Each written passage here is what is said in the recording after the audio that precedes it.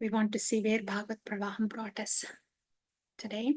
So we have heard the overview of Srimad Bhagavatam, and then in 1 hour, we also heard that Srimad Bhagavatam, how Srimad Bhagavatam is Lord Krishna himself. And then in 1 hour, we have heard the summary of Bhagavatam. First canto, second canto, third canto, fourth canto, fifth canto, sixth canto, seventh canto, eighth canto, ninth canto, 10th canto. We are in Ashray Tattva. And in Ashray Tattva, Lord Krishna's Charita, so pastimes. Lord Krishna is the Ashraya Tattva. He is the Ashraya for the devotees. Actually, he is the Preeti Vastu, Vishaya Vigraha. But he is the Ashraya Tattva for everything that is existing. So in that way, we are in 10th canto, and we have heard about the appearance of the Lord and all the pastimes. And in the last session, we have heard about Lord Krishna, how he married Jambavati and the rest of the queens to make up to total of 16,108 queens. So that's what we heard in the last session. And today we will hear about a little bit about the household life of the Supreme Personality of Godhead. Really, Supreme Personality of Godhead, household life for him. We will hear about that. And we will hear about Pradyumna and Aniruddha. Pradyumna is the son of Rukmini Devi and Dwarakadisha Krishna. Aniruddha is the grandson. So we'll hear about Pradyumna and Aniruddha. And in that context, we will hear about Balarama slaying Rukmi and Lord Krishna chastising Banasura. So these three pastimes. After that, we will hear about Paundraka. Paundraka is a fake Krishna. And after that, Balaram's pastime. And then the story of Dravida. So these are like small pastimes. And there is a little take-home point for us, or at least to know the tattva, something for us to understand, apply practically. So we have something, all that today. So now moving on to the life of Dwarakadisha in 16,108 palaces. So I'm going to show that PowerPoint now. Share the screen.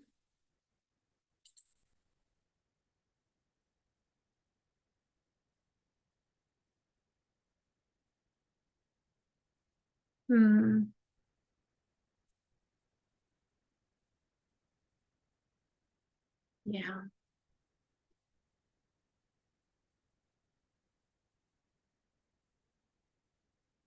So we have heard about how Lord Krishna teased Rukmini Devi in the last episode.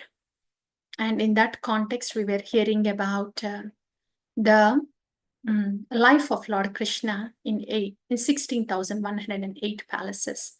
So that is described a little more in the later chapters. So that's what we're going to hear today. So I'm bringing you to that specific slides. Yeah. So this is the one, Dwarakadisha, how Narada Muni visits Lord Krishna's palaces in Dwaraka. I'm going to share the screen with you.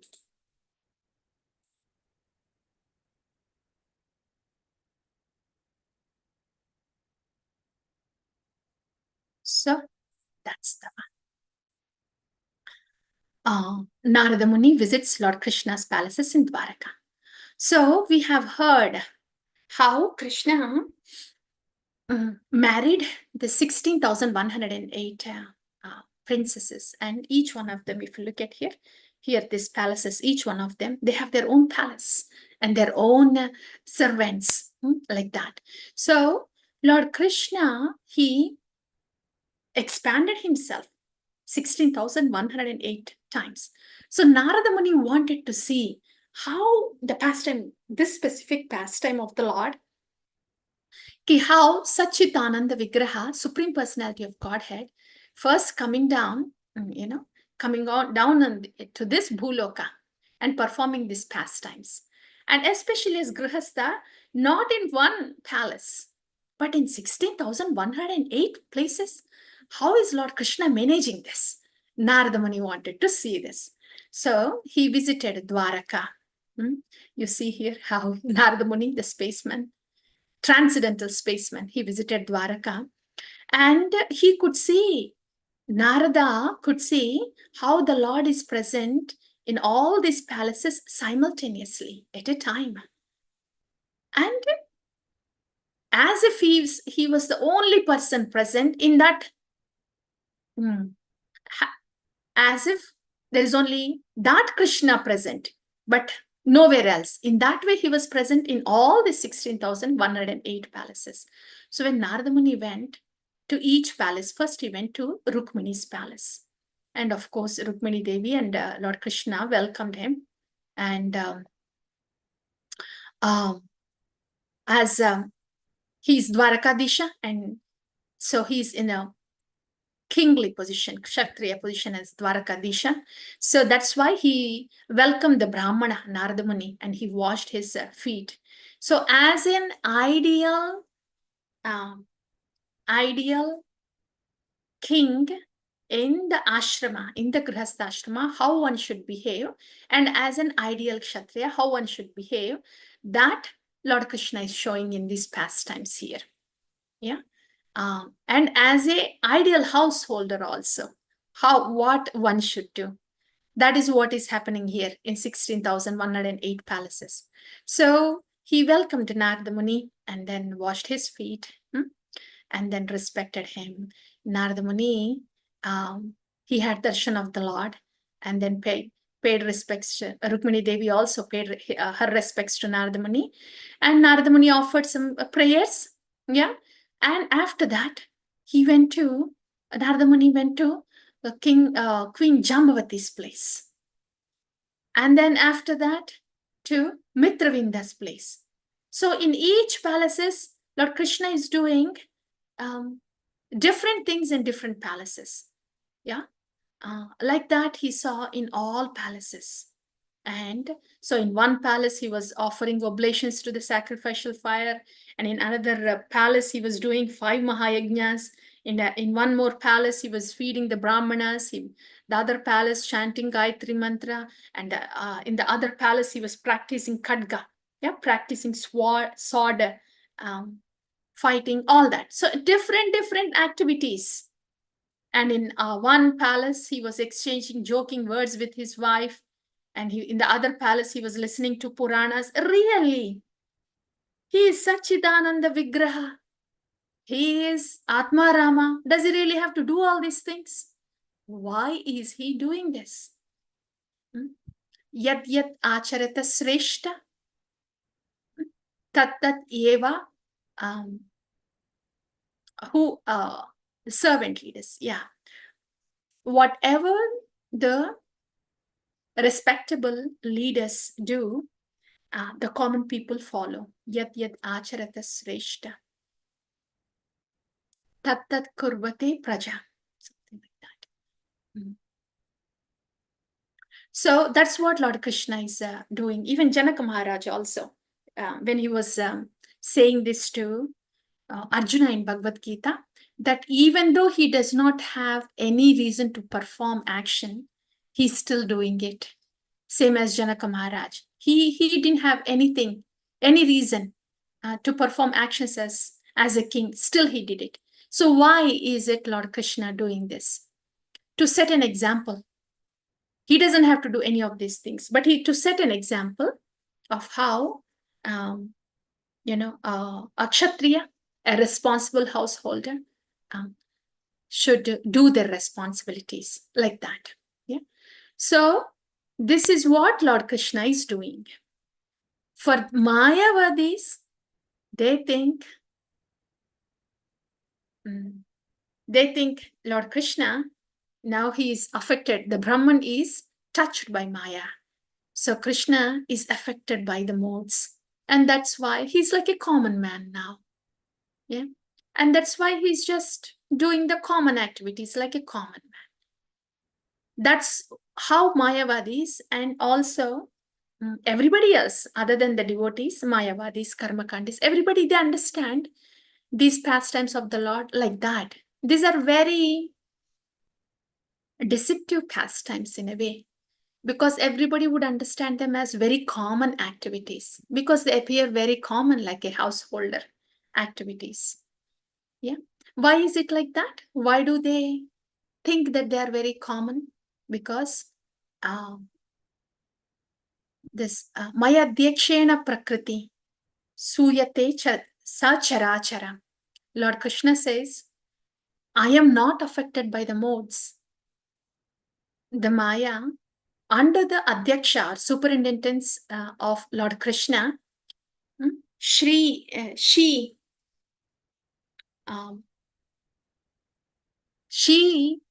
gives birth and controls the Chara and Achara living entities. So Maya is under the superintendence of Krishna, supervision of Krishna, control of Krishna. Krishna is not under the control of Maya. This Mayavadis and others, they do not understand this, and that's why they think Krishna is influenced by Maya. But when in Bhagavad Gita, Lord Krishna is clearly saying, Maya Adhyakshena Prakriti Suyate Sacharachara. Under my superintendence, the Prakriti performs like that. So that's why they understand like that. And all these as common activities. But we, the devotees, we understand, oh, so Lord Krishna, this is whatever the Lord performs here are pastimes. They are not affected or forced by Maya Shakti. They are simply pastimes because he chose to perform. When somebody chooses to perform, then they are pastimes. When somebody is forced to perform, they are karmas. So the Lord chooses to perform. That's why these are pastimes. Pastimes in the internal energy. And a jiva, an ordinary householder, is forced to perform. That is karma. Yeah. So that's about this pastimes. The so-called householder pastimes in this 16,108 palaces. So Narada Muni sees all this. It gets really bewildering. But Narada Muni, being a devotee, he understands. And he offers his pranams. And he offers the pranams. And he also mentions how enchanting is his Yogamaya, that it is conducting all these pastimes. So, and the Palashruti is one, whoever hears these pastimes or chants or glorifies the activities of the Lord, which are impossible to imitate, will surely develop devotion. Because it is impossible for any mortal being to expand to 16,108 times and perform different things at same places, at same time, perform different things is not possible for an ordinary living entities. So that is the Palastuti. This is one of the opulence of the Lord. So that's about the pastimes in Dwaraka with the queens of Dwaraka. And after that, the pastimes of Balaram slaying Rukmi. We'll come to that. And here we will hear about Pradyumna and Aniruddha. Okay. So we have discussed those pastimes first because they were very much relevant to what we have heard last week. Now, Balaram slaying Rukmi. How did that happen? So, we heard that Pradyumna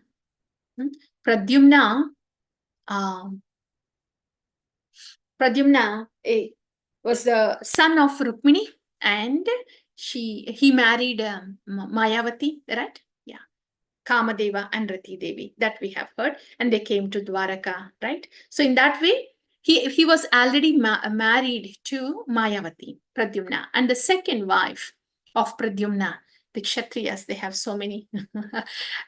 This one thing is very common: going on to the wars, winning the wars. So winning the wars and winning the Kanyamanis. that is Kshatriyas. So in that way, Pradyumna's second wife is Rukmavati. Who is Rukmavati? Remember, dear devotees, Rukmi, the brother of Rukmini Devi, he was, when he was uh, chasing Krishna to stop his marriage with Rukmini, there Lord Krishna, he shaves his head and teases him. So then he takes a vow. Rukmi takes a vow that he wouldn't go back to his kingdom until he brings Rukmini back. So that's why he just stays outside the kingdom and he settles down there. He gets married and he has a daughter called Rukmavati.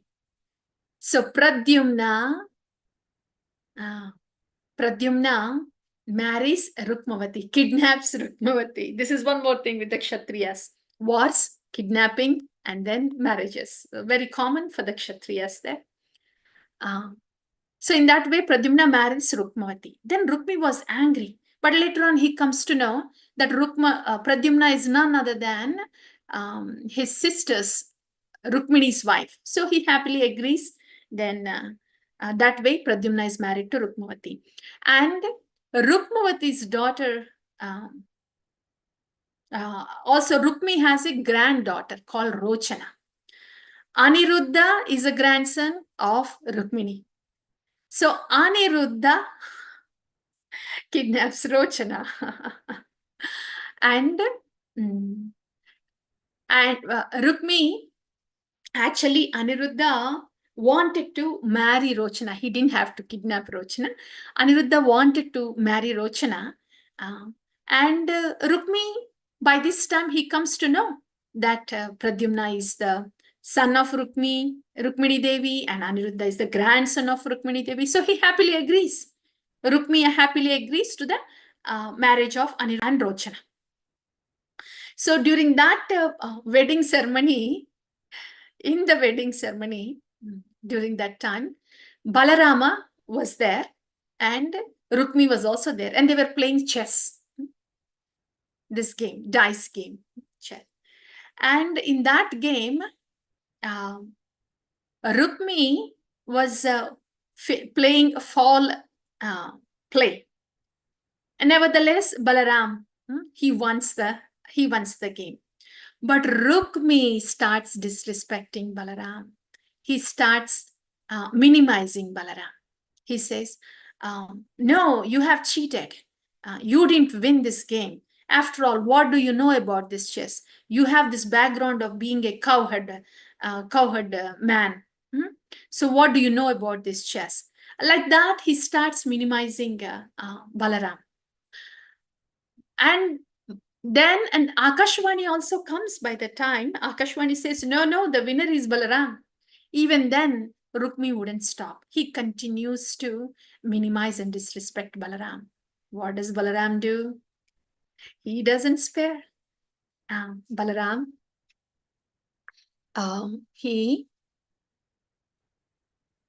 what he does, he takes his club and he slays Rukmi. He kills Rukmi. Dear devotees, did you notice one thing? Do you remember what happened? After Lord Krishna kidnapped Rukmini Devi and was humiliating Rukmi with a weird haircut, Balaram came at the time.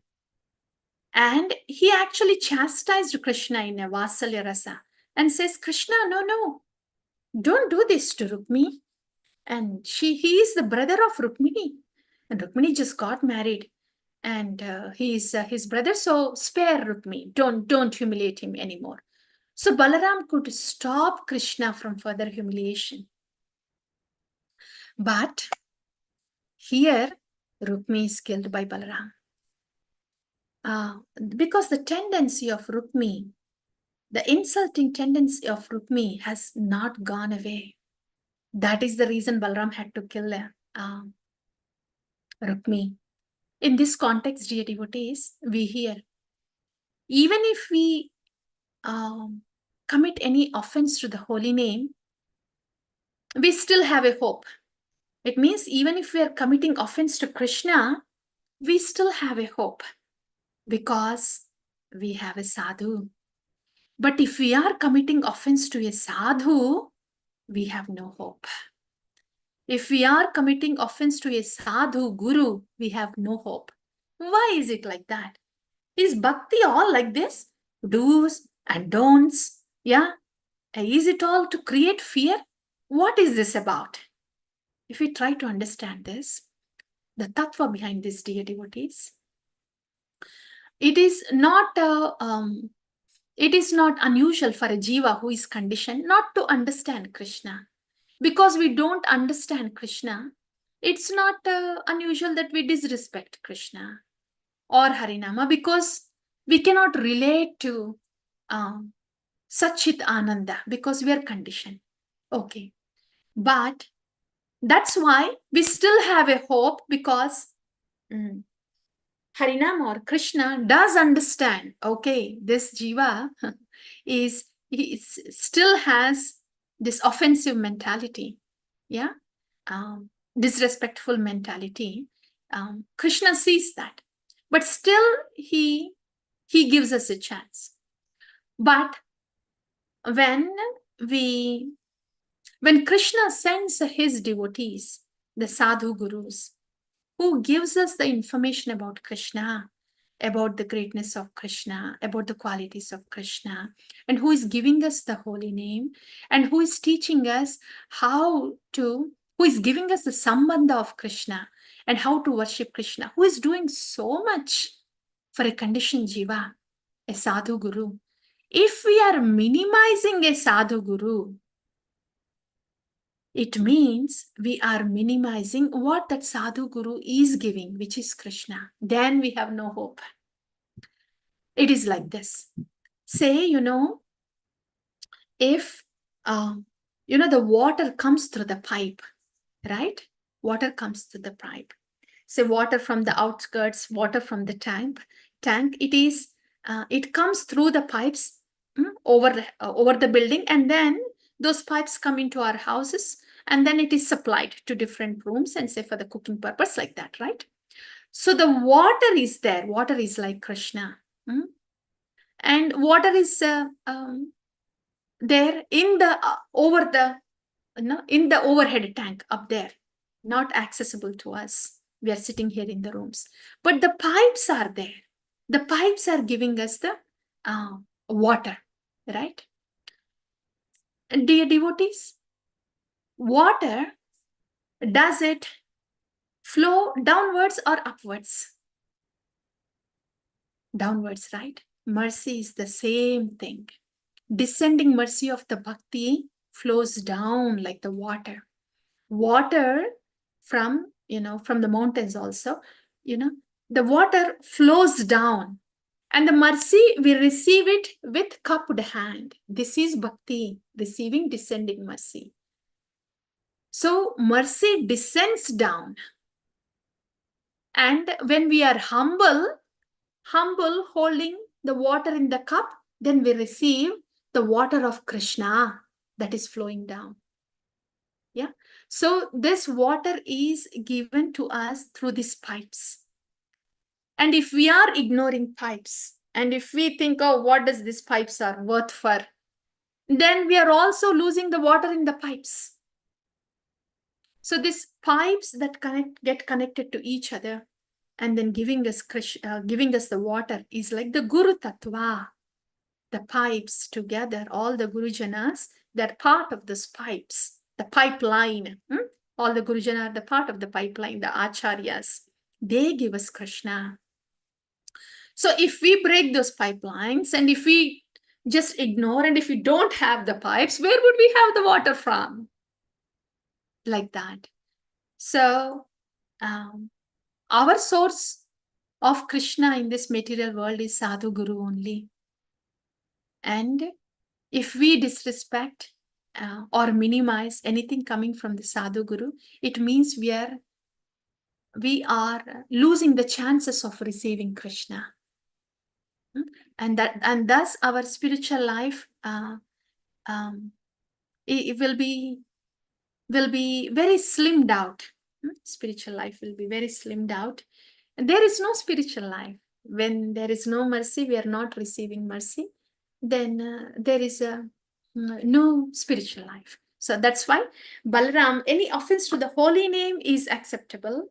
Still there is a hope, because we are still trying to follow the Sadhu Guru, but any offense to Sadhu Guru can minimize our chances of receiving Krishna, understanding Krishna, and serving Krishna.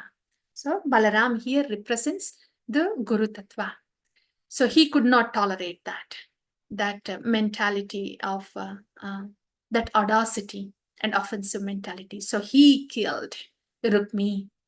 So Krishna let him go, but Balaram killed him.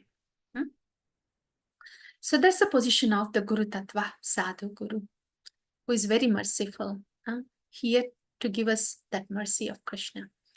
So that's about Rukmi slayed by Balaram. And then Aniruddha. Aniruddha, meeting of Usha with Aniruddha. Usha, she is the daughter of Banasura.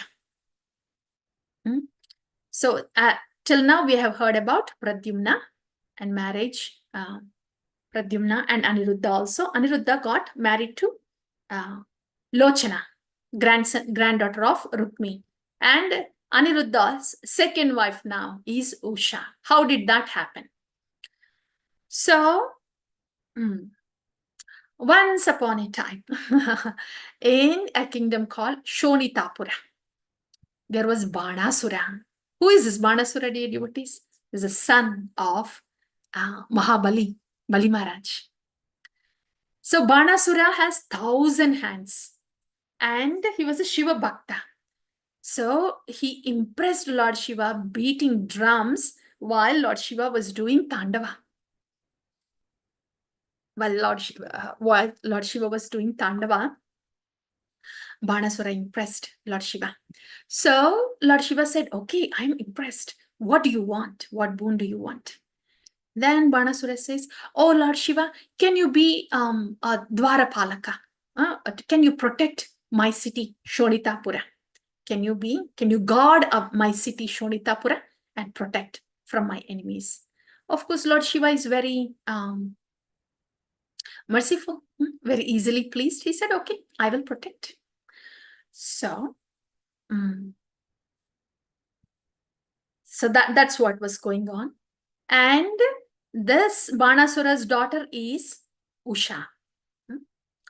So, one night Usha had a dream, and in that dream, she sees a very handsome man. So she calls her friend Chitralekha. Chitralekha is a very good painter. And then Usha says, I have seen this handsome man, very handsome man in my dream, and I want to marry him only. I don't know who he is, where he is, but I'll tell you how he looks. You please draw the picture. Then Chitralekha says, yes, I will go ahead, do it. So as Usha was describing about this man in her dream, Chitralekha draws many pictures. You see, she was drawing so many pictures. And her description, Usha's description, was meeting the princess of Yadus. So she was drawing all the kings of Yadu. And she ends up drawing the picture of Aniruddha, trying to meet all the qualities described by Usha. And then Usha takes a look at that picture and says, yes, he is the one I saw in the dream, and I want to get married to him.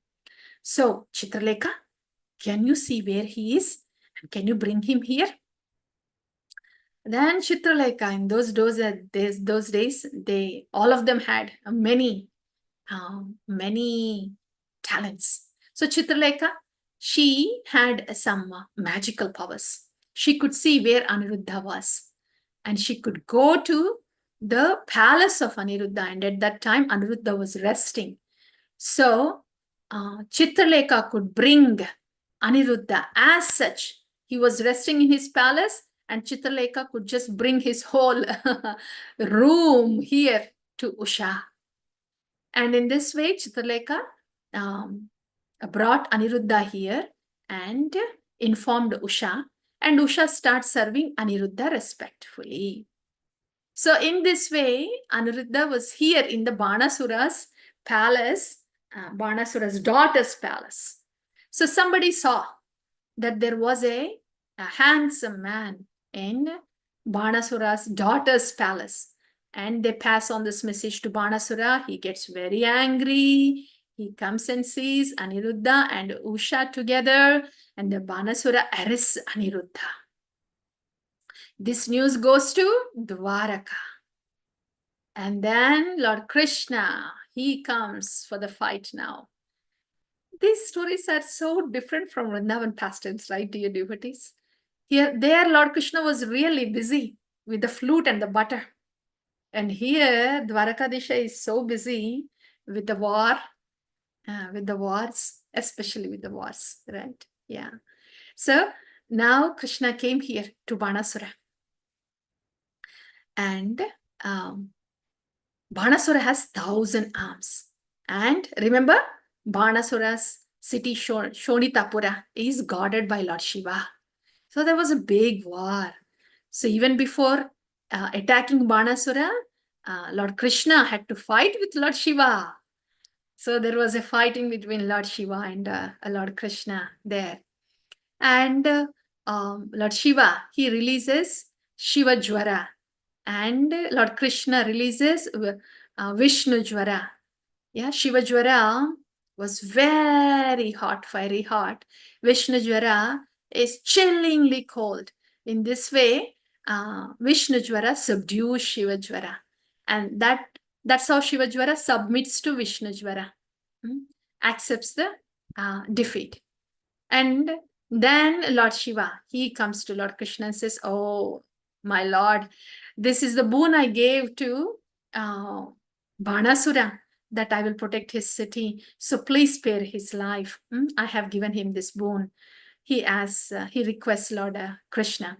Lord Krishna says, "Sure, yes, of course, Lord Shiva, I shall do that." So Lord Krishna spares the life of Banasura, but chops off all his arms, leaving only 4 arms of Banasura. In this way, he brings back Bakasura back to his senses. He removes all his pride. Then Banasura very humbly agrees for the marriage of Aniruddha and Usha, and welcomes them to a chariot so they can be taken to Dwaraka. So that's the pastime of Aniruddha's marriage with Usha and the pastime of Krishna's fight with Lord Shiva. And the question here is, Lord Shiva giving this boon to Banasura, why does that happen? Lord Shiva is not a Jiva Tattva. He's not a conditioned soul. Like Durgama, she's also not a conditioned soul. So Shakti Tattva and Shiva Tattva, they are different. They are not Jiva Tattva, they are not Vishnu Tattva. So Lord Shiva has different, we can say, his Tattva is complex and he has many roles to play. So when he plays the role of a demigod, then he gives these boons to all these asuras. And there are reasons why he does that. One of the reasons is somehow or other, one has to get closer to these people in ignorance and slowly bring them towards the mode of goodness and towards the Vishnu Bhakti. That's what Lord Shiva does. And so as one of those services, he gives the boons to those who are worshipping even in the mode of ignorance too. So like that, Lord Shiva Tattva is complex, but when he's in the role of performing the role of a demigod, he gives the boons to the demons like this. So that's the pastime of Banasura being humbled by Lord Krishna. And next pastime is the deliverance of King Nriga. So Lord Krishna, he is there in Dwaraka, and one time he was going with his soldiers in a forest. He sees a big lizard in the well, and somehow he brings that lizards out. Just by the touch of Krishna, the lizard gets vimukti, liberation from that lizard body, and this beautiful personality comes out. And he offers prayers to Lord Krishna. And the Lord Krishna says, as if he does not know, who are you? Why are you in this lizard form? Can you tell us something about your past life and what made you come into this lizard form? And then King Nriga, he speaks. Oh Lord, what is it that you do not know? But since you have asked, I will tell my story. I was King Nriga, and I was a very charitable person. And I gave so many cows to so many brahmanas. And one time, what happened was, I gave a cow, which was one of those millions of cows that I gave to a brahmana. And the same cow got mixed up while I was giving charity to a different brahmana. So I went to the first brahmana and said, oh, so sorry, this got mixed up. I'll give you 100 more cows. Can you please give this cow to the other brahmana because he's claiming that this cow is his? That brahmana would not agree. He says, no, you first give me this cow, so this belongs to me. He goes to the second brahmana. He says, would you please let go that first cow? I will give you 1,000,000 more cows in place of that.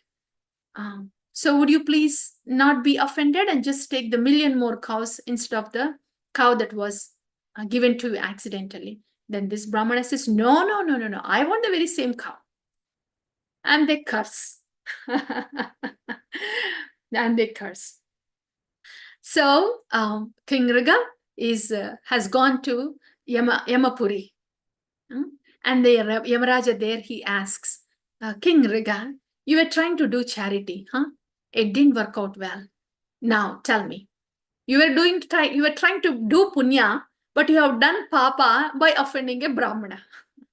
So, do you want to take the fruit of papa first for offending the brahmana, or punya first for giving the cows as a charity to brahmana? And then King Nriga says, okay, what do? I'll just take the papa first. Then he says, okay, as per this list, you have committed this, so you go into the lizard body. So that's how he ended up being in the lizard body, King Nriga, for his papa, for his sin. So he narrates all this story to Lord Krishna, and then but he gets liberated from this lizard body with the touch of the Lord. This is the punya phala that he gets, the touch of the Lord, and he goes to the higher planetary system. So here, dear devotees, such complex is this papa and punya. Poor Nriga, his goal was to accumulate more of piety and punya, so he can go to whatever the upper planetary systems with the help of all the punya that he accumulates. And accidentally he committed papa. So this is very complex. The karma network is very complex. Even though somebody is very charitable and wants to give the charity, then there is every possibility of offending, and while trying to perform piety, there is a chance of committing sin. So it's a complex thing. Best thing is, instead of depending on the charity, instead of depending on the piety, instead of depending on the austerity, instead of depending on one's own intelligence, instead of depending on one's own knowledge, depend on Krishna. Unfailing route. Yeah, depend on Krishna. That's bhakti. Depending on Krishna through Krishna Kripa Sri Murti, who gives us Krishna and engages in the service of Krishna, is depending on Krishna. Then very easily the shackles of this material world, they are broken. So unfailing path is Bhakti Yoga, instead of taking up any other paths in order to get relieved of our miseries or increase our so-called temporary enjoyments in this material world. That's about Nriga, King Nriga.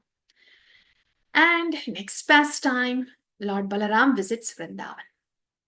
So this is a quick, more like an FYI, that Lord Krishna had pastimes with his own gopis.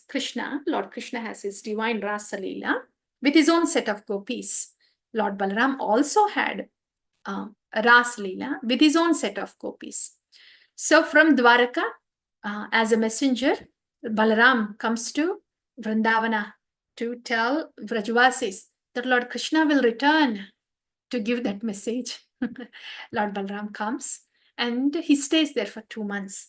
So he enjoys his pastimes, transcendental pastimes with his own set of gopis.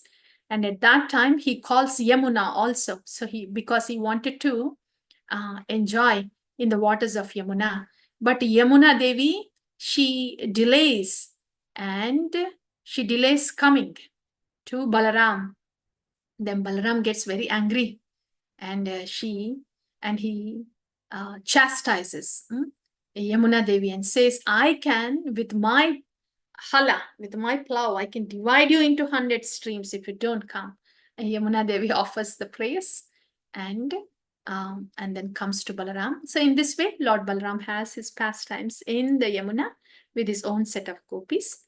So this is to know that Lord Balaram also had his Rasa Leela pastimes during his 2-month visit to Vrindavana. So that's Lord Balaram. And this is almost the final story for us in this session. Paundraka, and maybe there's one more, a quick one. This is an interesting one, dear devotees, very relevant to us. You see this Paundraka? This Paundraka, he believed he is Krishna Vasudeva. He truly believed that he is Krishna Vasudeva. How did that happen?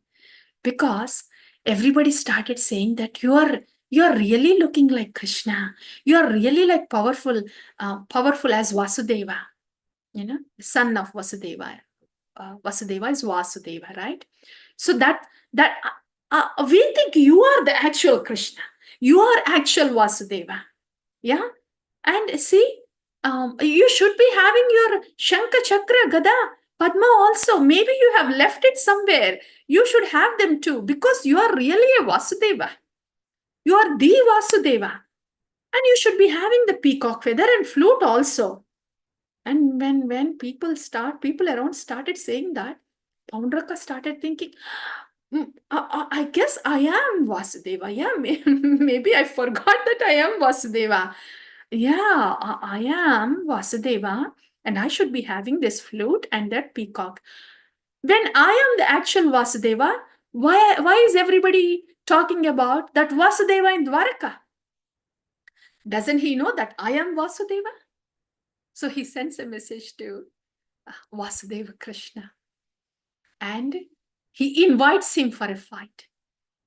He says, his words, Paundraka, he sends the message.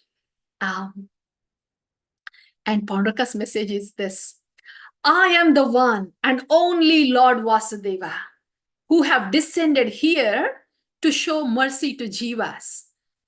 Give up my personal symbols and come to me for my shelter. If you do not, then you must give me battle. This is the message from Paundraka, the fake Vasudeva, to Vasudeva Krishna, the Supreme Personality of Godhead. Then Lord Krishna's reply to that message: when you lie dead, your face covered by vultures, herons, and vata birds, you will become the shelter of dogs. This is the language of the Kshatriyas. Huh? So Lord Krishna sends that message back. And Lord Krishna, he comes to kill Paundraka. So this Paundraka, he was carrying Shankha, Chakra, Gada, Padma. Really? No, those were all fake. He believed himself so much that he was Vasudeva, he was carrying those. And of course, he was thinking that so much of Krishna, and he was thinking that he is Krishna. So in that way, he was thinking so much of Krishna that he became Krishna conscious, though he was imitating Lord Krishna. In this way, when Lord Krishna killed, Paundraka attained Sahajya Mukti, same as, the Sishupala, like that. So in this way, Paundraka attained liberation because he was thinking of Krishna so much, like the Kamsa and Shishupala, like that. So Paundraka also attained liberation. That is there. But here, dear devotees, who is this Paundraka? You know the Paundraka that we generally hear, especially in India. Yeah, the Krishna of this Kali Yuga, incarnation of this Kali Yuga, and so many avatars come up. An avatara per street. Every street has an avatara. Coming from India, we know, right? They claim to be an avatara. So those are Paundrakas claiming to be Krishna. Okay, that is, we have seen that. Okay, understandable. But do we realize that we also have this Paundraka tendency, like the Hiranyakashipu tendency? We really believe that we are the controllers, proprietors, right? And the Paundraka was really proud that he is the Vasudeva, the supreme controller, and he has come to rescue the jivas. So that combination of that ahamkara, aham karoti is, the package deal, the controllership, the proprietorship, the doership. All this for what? Because they want to enjoy. When we want to enjoy, when we have this enjoying tendency, selfish enjoying tendency, that is the aham karoti, package deal of these three things. And what does that really mean? Proprietorship is like this. That person belongs to me, belongs to my group or me or, my country and my place. Like, so belongs to me, as if that person really belongs to me, like a thing belongs to me. Proprietorship, owning a person like that. That is proprietorship. And then controllership. Controllership is really like this. When we want others to do exactly what we want from them, means controlling others. This controlling can go in three flavors. Either you cry and make the other person do what you want to do, or you be angry with him or her and make them do what you want to do, or be very nice to them just so they can do what you want to do. Controllership. Yeah. When the ego is in ignorance, we cry for the other person to be the way we want them to be. When the ego is in action, in passion, we yell at other person to be the way we want them to be. When the ego is in action in the mode of goodness, we are nice with the other person just so they can be the way we want to be. Yeah, that is controllership. And when we are able to accept the other person as such, with any of the faults or shortcomings they have, then that is no controllership. And when we don't have the controllership, then that is truly serving the other person. Yeah, so that is controllership, proprietorship, and enjoying tendencies there. And doership is already there. I am doing this. Yeah. So that is the Paundraka mentality. So we also have that Paundraka mentality. Yeah. And as Paundaka was carrying this Shankha Chakra Gada fake things, we carry our designations too in order to meet this, the proprietorship, controllership. We carry our designations too. I am so and so, so you got to be this. I am so and so, so you have to be like this, as I wish, as I think is right. Right? So that's Paundaka mentality. And that proprietor, controllership, doership, they're too big for a jiva to handle. They're like hot potatoes. We cannot handle. That is very much befitting to the Lord. That belongs to Bhagavat Tattva. And our Jiva Tattva is simply to be in servitude to the Lord, and to be in welfare of everybody around. Yeah, that is the place of a Jiva. That's Paundaka. And in this context, Kashi Raja is the friend of Paundaka. So he also gives a fight to Krishna. But Kashi Raja was killed. He didn't get the liberation because he was not absorbed in Krishna. He gets killed. And of course, Kashi Raja's son, Sudakshana, he wanted to take revenge on Krishna. So he prays Lord Shiva. And Lord Shiva says, okay, if you invoke a fire god, then send it to Dwaraka or send it to enemy, then there is a possibility that you can kill the enemy. But who is he doing with? Lord Krishna. So finally, Lord Krishna kills Sudakshana also, the son of Kasi Raja. That's about Paundraka. When we hear about Paundraka, this is what Bhagavatam says. That's all. And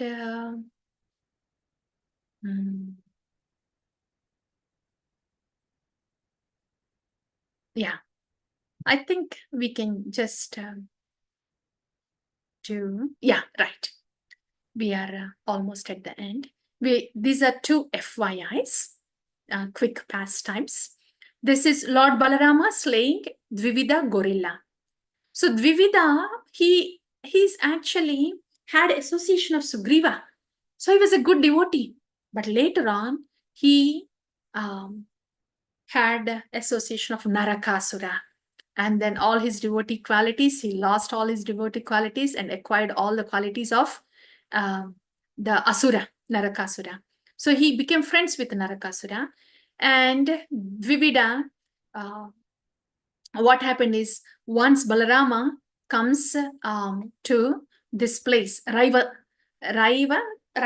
mountain, and he was having his pastimes there, and there were many.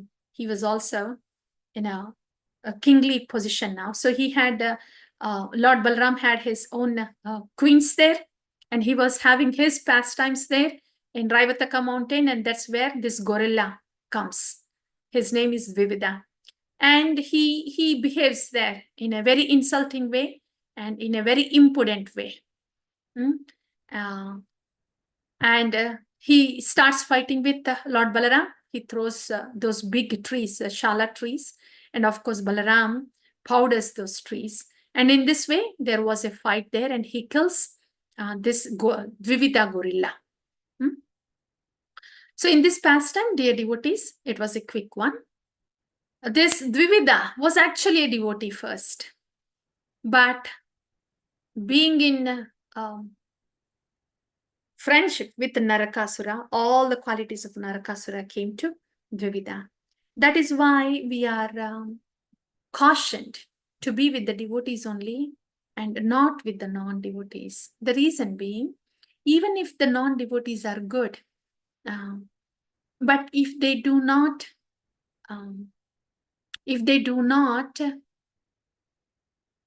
understand or glorify bhakti or respect bhakti, if they do not respect bhakti, and even more worse is if they minimize bhakti, and if we start being with them, especially in the beginning stages, when our faith is not really strong yet, and when we don't have the taste of bhakti yet, and if we start being with those people who are otherwise very good, even if they have, they might be having other material qualifications. They may be charitable. They may be kind. They may be in the mode of goodness too. Peaceful, charitable, kind, everything. And we may be in the mode of passion or ignorance, practicing the devotee because we just started practicing devotee. But even then, if we are being with those people, even though they have these qualities of mode of goodness, if they minimize devotion, disrespect devotion, then that's not good for our devotion. If they don't minimize devotion, if they respect what we do, then they're not harmful. Then it is okay to be with them. Rupa Goswami says. So they are like neutral persons. They don't really harm our bhakti or really help to progress our bhakti. But those people who might be having all those qualities, good, attractive qualities of goodness, but minimizing devotion, what happens is, because we are still in the mode of ignorance and passion, we will get attracted to the qualities of the mode of goodness that person carries. That way we get closer to them, not realizing that our devotion is at stake. And in that way, we can get far from devotion and lose the fortune of practicing bhakti. But and that is why we are cautioned, yeah, especially when other person minimizes devotion directly or indirectly. Okay, so that's one thing. And the last one is Shamba kidnaps Lakshmana. This Lakshmana, she is not the same. Lakshmana was the queen of one of the queens of Lord Krishna. She is different. And this Lakshmana is the daughter of Duryodhana. Again, Kshatriya, Shamba, likes Lakshmana, so he kidnaps her. Lakshmana also likes Shamba, of course. But the Kurus, they fight, and they fight with Shamba. Shamba is a great warrior too. Shamba is the son of Jambavati and Lord Krishna. Yeah. So Shamba is a great warrior too. But there were so many Kurus, and it is their place. So somehow they manage to tie up and take Shamba into custody, arrest Shamba. This news goes to Dwaraka. And then what happens? Same thing. Ugrasena, he says, our Yadu king is arrested by Kurus, so we should go fight with Kurus. Then Balrama says, no. It's okay. We don't have to fight. I'll go talk to them. I'll go talk to them, and I will see that Shamba and Lakshmana gets married, and I'll bring them back. Then, okay. So the Yadus let him go. Balrama comes to Hastinapura and says, let Shamba marry Lakshmana, because they like each other anyway. Then the Kurus, they say, what are you talking about? Kurus are Uttama Kshatriyas. The Yadus are inferior kings. How can an inferior king marry our daughter here in Kuru? So Balram gets angry because they are minimizing the Yadus. Balram belongs there. So what he does is, if you don't give Lakshmana in marriage to Shamba, I will plow this Hastinapura. Plow, just with my plow. I will pull this Hastinapura and where is that? I'll pull this Ganges. I think it's river Ganges, right? Hastinapura. The Yadavas. Where is this? Lord Balarama. Yeah, Ganges. Exactly. Right. So Lord Balarama says, I will pull this Hastinapura, whole Hastinapura, and submerge into Ganges. So Lord Balaram actually plows, the south side of Hastinapura is elevated, because Lord Balaram plows onto the south side of Hastinapura and was about to pull the Hastinapura to put it into the Ganges. Then all the Kurus, they wake up and they see, whoa, Lord Balaram, what is his valor? So then they come and they request Balaram and apologize to Balaram, and then say, oh, we didn't realize how the valor of your Balaram. You are very powerful. So please excuse us, forgive us for what we have said. No, you are also the Uttama Kshatriyas. Yes. Shamba can now, yes, marry Lakshmana, and you may please take them to Dwaraka. So in this way, Shamba is married to Lakshmana, and Balarama brings them to Dwaraka. That's all, dear devotees, for this week. These are the pastimes. So, quickly summarizing what we have heard today. The first one was about today, the Rukmani's, the household, so-called household pastimes of the Lord, right? So that's where we have heard how these pastimes are understood. These activities are understood as pastimes by the devotees. These activities are understood as pastimes of the internal energy of the Lord by the devotees, but by Mayavadis and everybody else, they think that Lord Krishna is as ordinary as any human being. Yeah. So that's how they fall in the trick of Maya, not understanding the position of the Supreme Personality of Godhead. So that we have heard in those Dwaraka pastimes in 16,108 palaces. That's one thing. Second was Pradyumna's marriage. There we have heard about Balarama slaying Rukmi.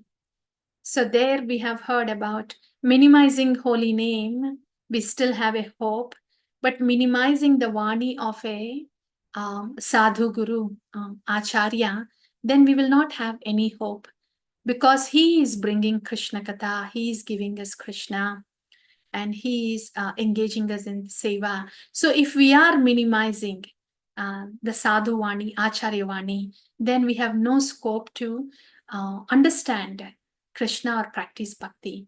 So that's why in the aparadas, nama aparadas, sadhu ninda is a ninda to the nama himself. So holy name may excuse, but holy name may excuse, but Balaram did not excuse the offensive mentality of Rukmi, and thus he slayed Rukmi. Okay. Offensive is mentality is disrespectful, impudent, arrogant mentality, born out of passion. Yeah. So that is Rukmi slayed, and then Banasura, right? We have heard about Banasura, and there we have heard about the Shiva Tattva also a little bit. And then after that was, let's see, thinking of Paundraka, but before that, Balaram's Nriga, King Nriga, right? Yeah, there we have heard that Bhakti Yoga is so safe and assured. Instead of taking up charity, depending on the charity, instead of depending on knowledge, depending on asrita, all of that, just depend on Guru and Krishna and performing Bhakti Yoga, then that is more safest. That's what we have heard from Nriga. And then Balarama's pastimes. There we have heard Balarama also had Rasalila, as Krishna had with his own set of gopis. And then Paundraka, the Paundraka mentality. So our position as Jiva is to be in loving servitude to Bhagavan. Gauranga Mahaprabhu, what is giving us is the loving servitude, loving service to Krishna, and being a friend of all for the welfare of everybody around. That is Maitri Astu Sarvatra. So that's the position of Jiva Tattva. Paundraka mentality is to take the position of Bhagavat Tattva. Yeah. So that we have heard. And then we also, Dvivida. There, the effect of association. We have to be cautious about associating. Best to associate who values bhakti? Who values bhakti? Who values bhakti? And who are practicing bhakti uh, more in a mode of goodness instead of practicing it in the mode of ignorance or passion, then their association is very valuable, very protected association, because they have devotion and they have the qualities of goodnesses also. We serve everybody. We serve everybody.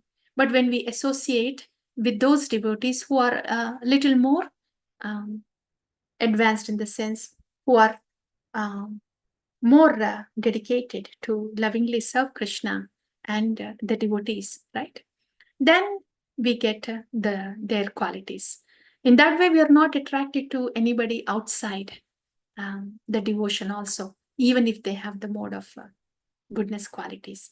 So there we have heard how it is risky to be uh, in a constant company with somebody who minimizes devotion, and especially if they have mode of goodness qualities, it is risky, right?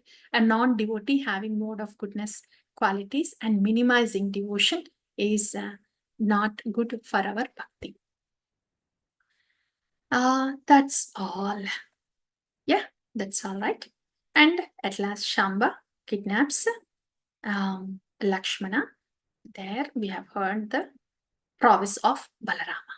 That's all, dear devotees. Thank you, thank you, thank you. Thank you for your association today. We start